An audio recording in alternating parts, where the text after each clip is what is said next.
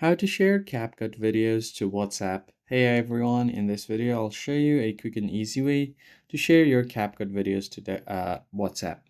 As you can see here, I've already exported this video over here, which I can use to directly share it to WhatsApp. So what I can do over here is share it to TikTok, Instagram, YouTube, WhatsApp, Facebook.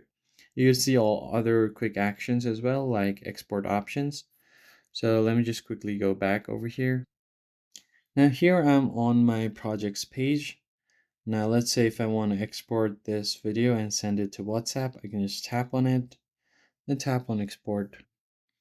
And once it starts exporting, you can directly export it to WhatsApp. So if you just go ahead and tap on WhatsApp over here, you can select where you want to share it. So if I just tap on WhatsApp again, I'm able to share it to these people. So I can just select my group and then tap on send.